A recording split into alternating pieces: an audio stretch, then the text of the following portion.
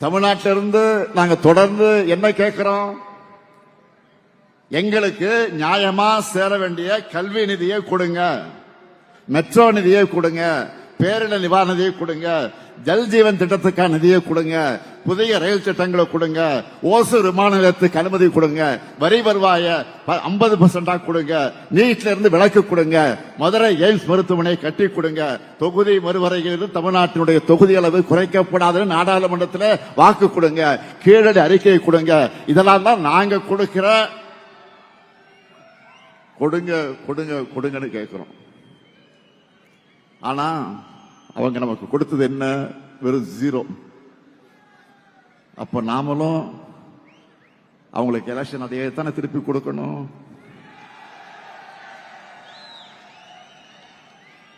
பாஜக மட்டுமில்லாம ஒட்டுமொத்தமா என்டிஏ கூட்டணியும் 2024 நாடாளுமன்ற தேர்தல் போலவே சட்டமன்ற தேர்தலையும் 0 ஆகணும். தமிழ்நாட்டுக்கு 0 சொன்ன ஒன்றிய அரசை எதிர்த்து குரல் கொடுக்காம பாஜகவுடைய கிளை செயலாளராக மாறி இருக்கிறார் எதிர்க்கட்சி தலைவர் பழனிசாமி. எடப்பாடி பழனிசாமி இப்ப முழுசா என்டிஏ பழனிசாமியாக மாறி இருக்கிறார். நானும் ரவுடி தான் அப்படின்னு சொல்ற மாதிரி மைக்கு முன்னாடி வந்து நின்றுகிட்டு நான் தான் கூட்டணிக்கு தலைமைன்னு சொல்லிட்டு இருக்காரு.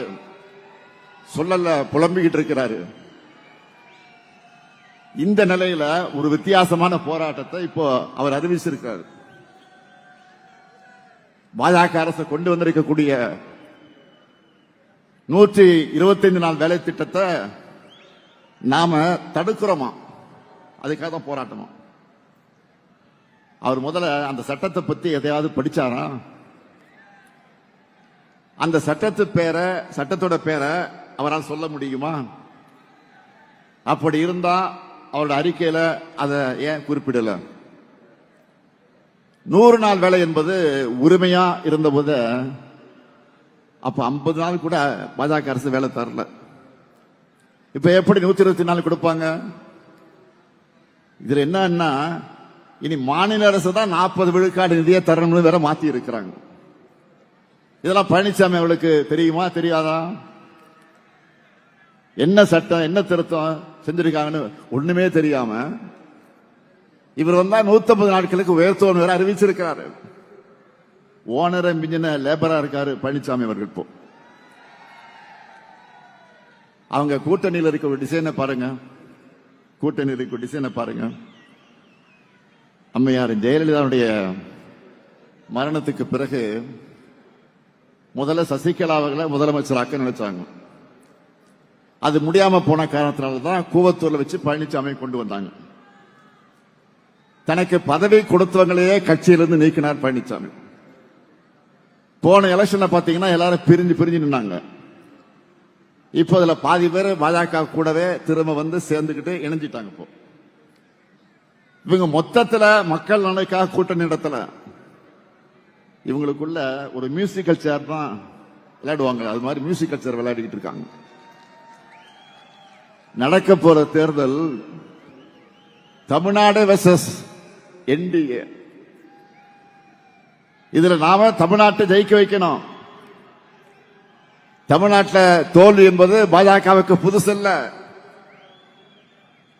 தினமும் காலையில சூரியன் உதிப்பதை போல அவங்களுக்கு ரொட்டீன். ஆனா இதுவரை அடைந்த தோல்வியை விட மிகப்பெரிய தோல்வியை பாஜகவும் சுயநலத்துக்காக சுயமரியாதை விட்டு டெல்லிக்கு சேவைகள் செய்யக்கூடிய அடிமை அதிமுக அடைய போகுது. இதுவரை அடைந்த வெற்றிகளை விட மிகப்பெரிய வெற்றியை திமுக தலைமையிலான மதச்சார்பற்ற முற்போக்கு கூட்டம் அடைய போகுது. வளர்ந்த தமிழ்நாட்டை மேலும் சிறந்த தமிழ்நாடாக உயர்த்துவோம். முன்னேறிய தமிழ்நாட்டை இன்னும் முற்போக்கான தமிழ்நாடாக உயர்த்துவோம். அதற்கு இளைஞர்களுடைய உங்களுடைய முழு ஒத்துழைப்பு கொடுக்கணும். உங்க உழைப்புக்கான உயர்வு நிச்சயம் உங்களை தேடி வரும். தம்பி உதயநிதி சொன்னார, தொடர்ந்து ஒவ்வொரு நிகழ்ச்சியும் சொல்லிட்டு இருக்காரு அவரு.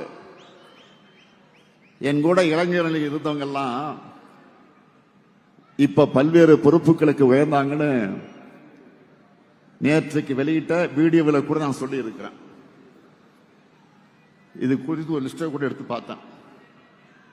இப்போ அமைச்சரவையில் இளைஞரணியில் இருந்தவங்க 10 பேர் அமைச்சர்களாக இருக்கிறாங்க. இப்போ 24 பேர் எம்எல்ஏக்களாக இருக்காங்க. 4 பேர் எம்பி நாடாளுமன்ற உறுப்பினராக இருக்காங்க. மேயரா 3 பேர் இருக்காங்க.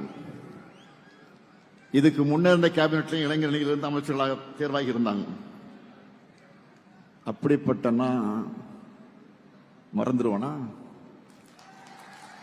என் மூத்த பிள்ளை இளைஞரணி சொன்னார தம்பி உதயநிதி, நீங்க உண்மையா உழைச்சா உங்களுக்கான வாய்ப்புகள் நிச்சயம் உங்களை தேடி வரும். உங்க சீனியர்ஸ் போல உங்க முன்னோடிகளை போல நீங்களும் உழைக்கணும். மூத்தோரை மதிச்சு இளையோரை அரவணைச்சு உடன்பிறப்புகள் எல்லாம் ஒரு தாய் மக்களா அன்பு செலுத்துங்க. உங்க எல்லாருக்கும் என்னுடைய மனமார்ந்த பாராட்டுக்கள், வாழ்த்துக்கள். உழையுங்க. அதுவும் உங்க தனித்தன்மை எல்லோருக்கும் தெரிகிற மாதிரி உழையுங்க.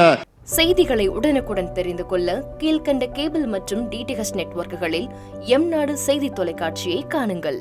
பாதகம் செய்பவரை கண்டால் நாம் பயம் கொள்ளலாகாது பாப்பா. மோதி மிதித்து விடு பாப்பா, அவர் முகத்தில் உமிழ்ந்து விடு பாப்பா. அண்மை செய்திகளை உடனுக்குடன் தெரிந்து கொள்ள இணைந்திருங்கள் எம்நாடு தொலைக்காட்சியுடன்.